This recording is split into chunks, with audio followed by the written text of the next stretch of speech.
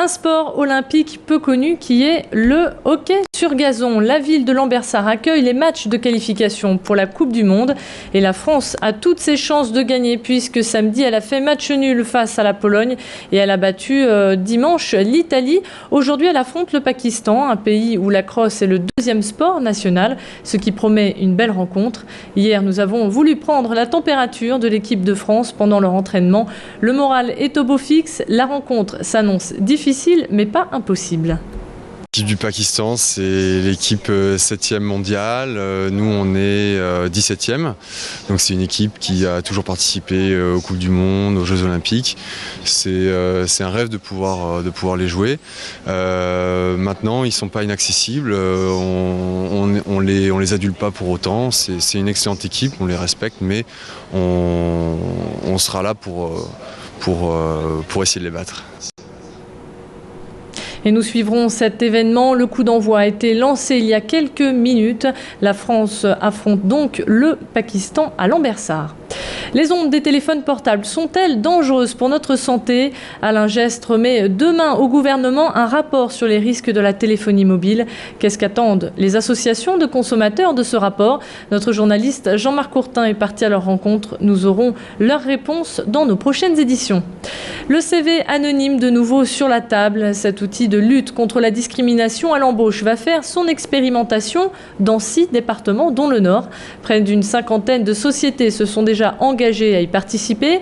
Et pour lever les réticences des employeurs, des pôles techniques seront mis à leur disposition pour les aider dans la mise en place et la gestion de cet outil. Malgré son inscription obligatoire par la loi pour les entreprises de plus de 50 salariés, le CV anonyme est resté lettre morte. Le gouvernement souhaite donc relancer cette mesure.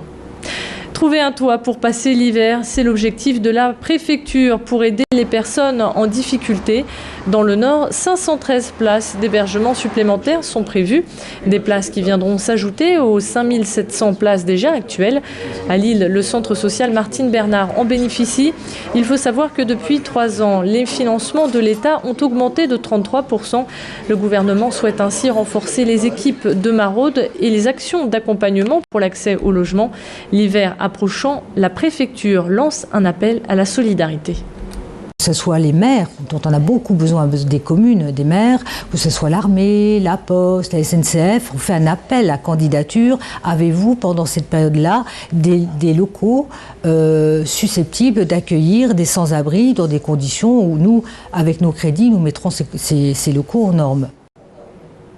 Et si vous voyez une personne en grande difficulté, je vous rappelle le numéro du SAMU social qui est le 115. Sarbec Cosmétiques pose un préavis de grève. Le syndicat de force ouvrière réclame des négociations sur les rémunérations. Cette année, l'entreprise a réalisé un chiffre d'affaires de 100 000 €. Les salariés demandent donc un geste de la part de la direction en partageant les bénéfices. Les revendications doivent être négociées pendant les 5 jours qui viennent. Faute de dialogue, l'appel à la grève sera lancé lundi matin. Sarbec Cosmétiques, qui fabrique entre autres les produits Corinne de Farm, emploie 250 ouvriers sur le site de Neuville. Paul-Loup Sulitzer était dans nos locaux ce matin. L'écrivain était au cœur de l'actualité la semaine dernière au procès de l'Angola Gate, où il a été condamné pour recel d'abus de biens sociaux. Pendant le procès, l'écrivain prenait des notes et ces notes lui ont servi à rédiger un livre intitulé Angola Gate, chronique d'un scandale d'État, où il livre sa version des faits. On l'écoute. J'ai été mis en examen pour la seule chose dont je suis coupable aux yeux de la loi, le recel d'abus de biens sociaux et d'avoir perçu une somme d'argent que je n'ai pas déclarée. Quand tous les journaux titrent trafiquant d'âmes, j'étais pas tenté de mettre dans ma déclaration d'impôt que j'avais touché de l'argent de gens qui étaient dans une affaire d'État. Bon, j'en paie les conséquences, je l'ai payé, je l'ai condamné, ça m'a coûté une dizaine de millions d'euros en tout cas, à tous les coups. C'est-à-dire qu'on a tué un moustique avec une bombe atomique.